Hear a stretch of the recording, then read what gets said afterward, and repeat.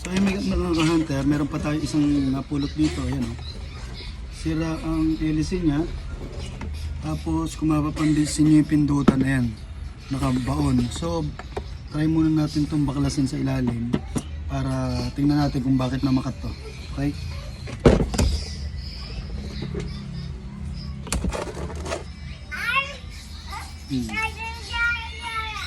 May extra sa likod.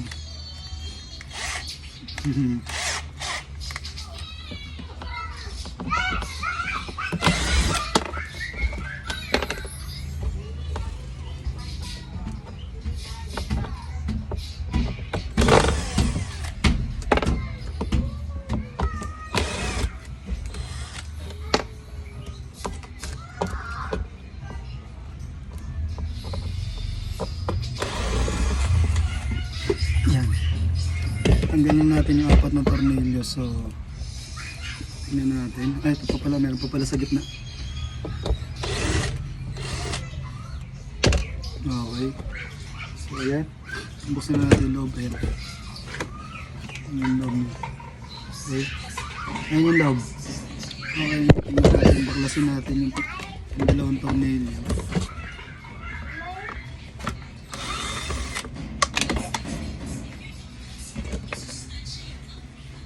Bakit siya namakat? Okay. So ayan, pakat na. Nag-stuck na tong pindutan niya. Hindi na siya bumabalik. Ayun. Namakat lang. So 1. Oops, nawala. Okay. Okay, bumabalik na ulit. Okay. Ayan. So, nawala lang sa align kanina. Siguro napadiin ng ano. Ayan o, mabalik na siya. Okay, diba? So, balik na natin. Testing natin kung buo pa yung ano niya. Kung buo pa to. Sayang din. Kung tatapon lang, kung pwede namang gawin. Okay. Total naman, wala tayong ginagawa ngayon.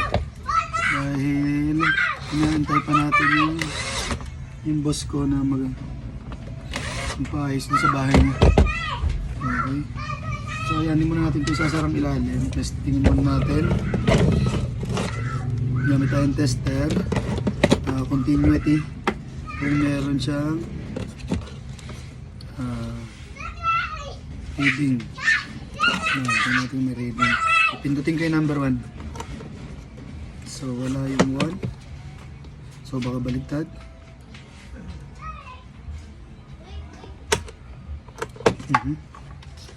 Testin natin.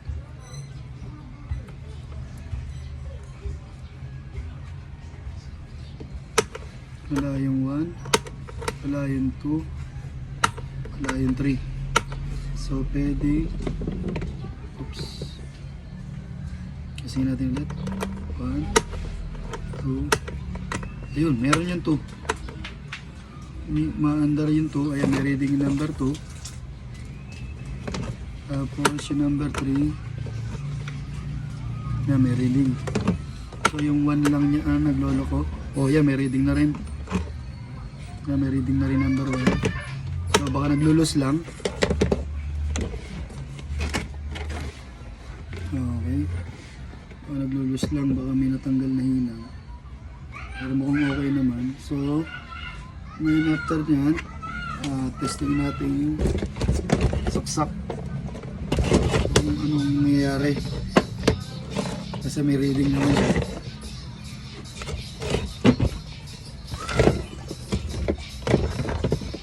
So ayan, testing natin kung may gagana.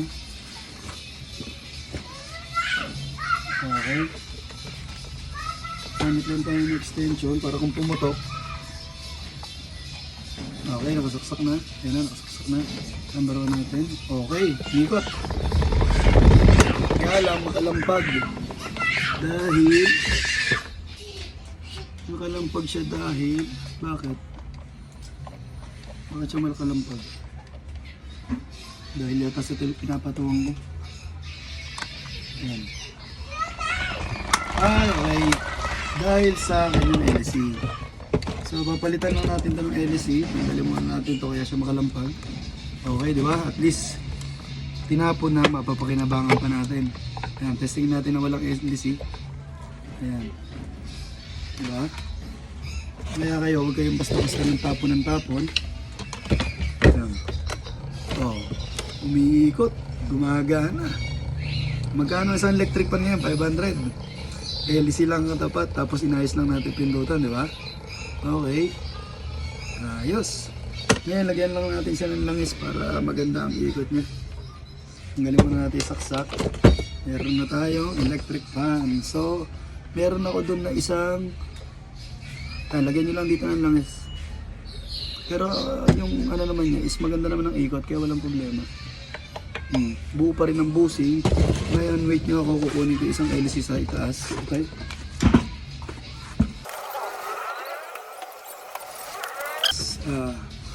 Ito tinapon lang din ito na may-ari, so tinabi natin, ngayon mapapakinabangan natin, di ba?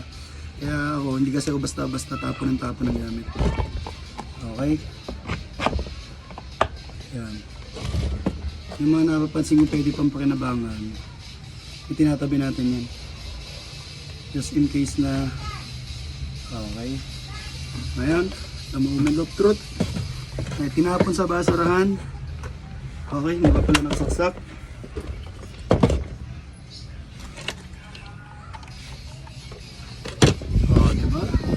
Instant electric pan na tayo.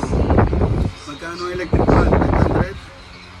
Pero ito, tinapon lang. Nagawan pa natin ng paraan. Oh. Okay, kapit na natin. Ayos. So, meron siyang kasamang meron siyang kasamang takip. Kasama yung tinapon. So, ikakabit na natin. Diba? Kaya kayo, kung kaya nyo gawin, kung kaya nyo gawin ng mga bagay na nakikita nyo pwede pang ayusin, huwag nyo itapon, sayang. Ayan, so ito lang wala. Yung nandito sa kanyang, anong tawag dito? Yung sa higpitan niya. Hindi ito sa, wala, hindi na kasama. Dito. So ang gagawin natin, gagawin natin ito ng paraan. Okay, testingin natin kung saan paano siya gawa ng paraan.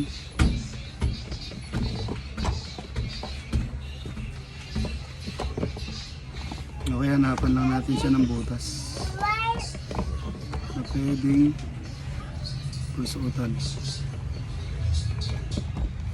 Yan. So ito, ang gagawin natin, bubutasan natin siya dito. Okay? Para hindi na tayo okay, hindi natin siya ng butas. Pag wala kayong ganito, pwede nyo itong butasan.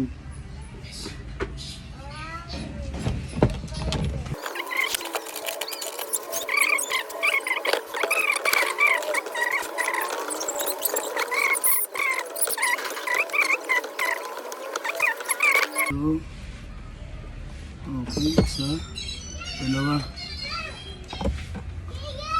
Okay, batasan natin.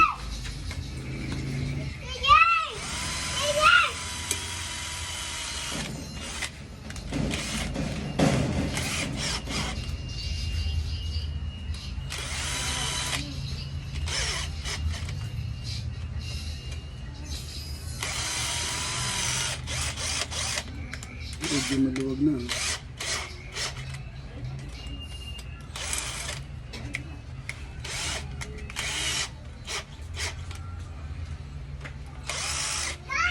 Sira na yata ang ating barana.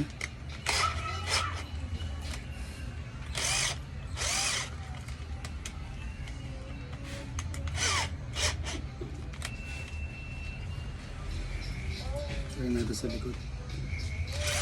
Yun.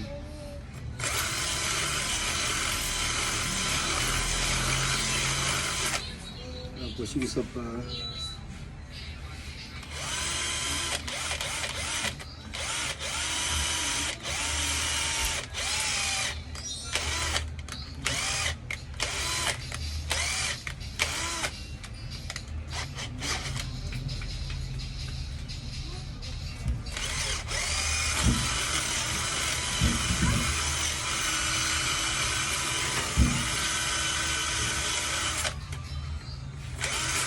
Tingnan natin kung okay yung lapat niya. Okay. Medyo mahaba yung video natin. Okay yung isa. Konting adjust.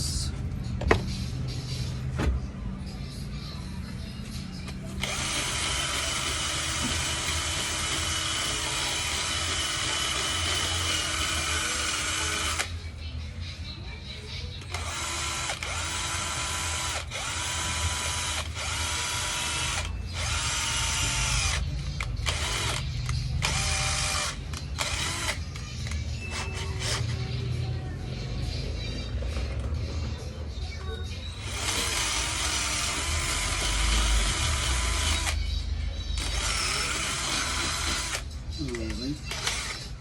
Ngayon, tanggalin natin tong dalawang tornilyo.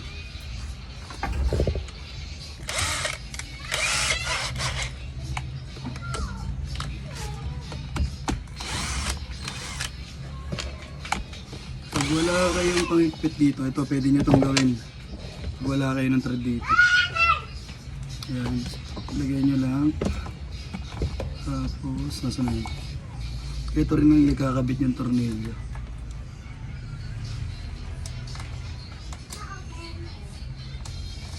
So kulang pa sa laki ng butas. Iwagin natin ng konti.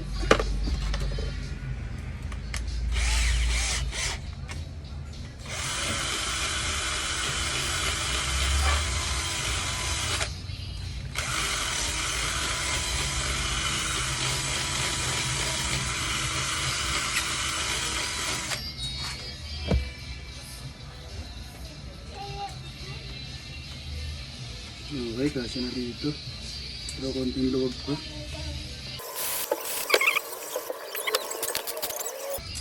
Okay. So, ayan.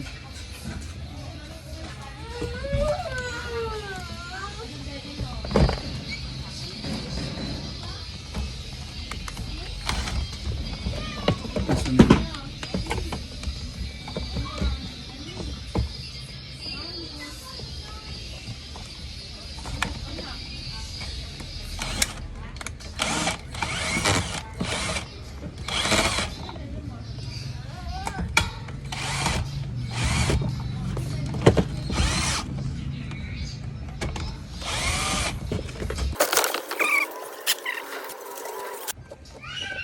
So yun, nawala. Kaya ito, yan nakikabit na natin.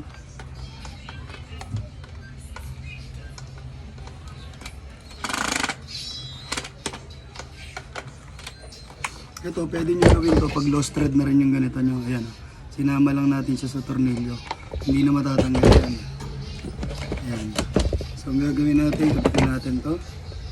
Okay. Diba? Kesa tapong kayo ng tapon. Tapong kayo ng tapon pero pwede pa palang pakinabangan kasi hindi nyo inesting gawin. Okay. So ito, kabit na natin.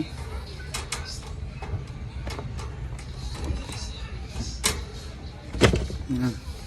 Okay. Tapos syempre kakabit na rin natin yung sa ilalim niya. Yung tinanggal natin kanina. Yung pang ilalim. Nasa na yan? Nawala na. Ayun.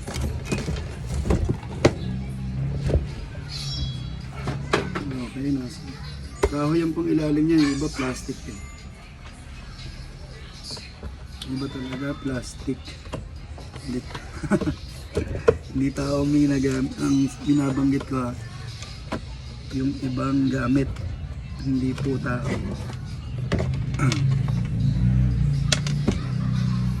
Asan na siya? May tornilyo. Ayun. Oh.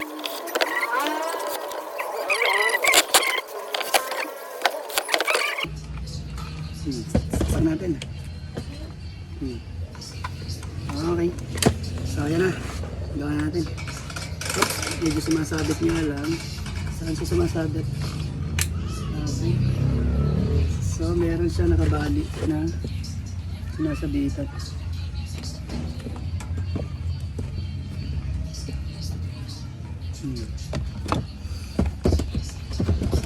Hindi yata masyado masikip yung ating nailagay.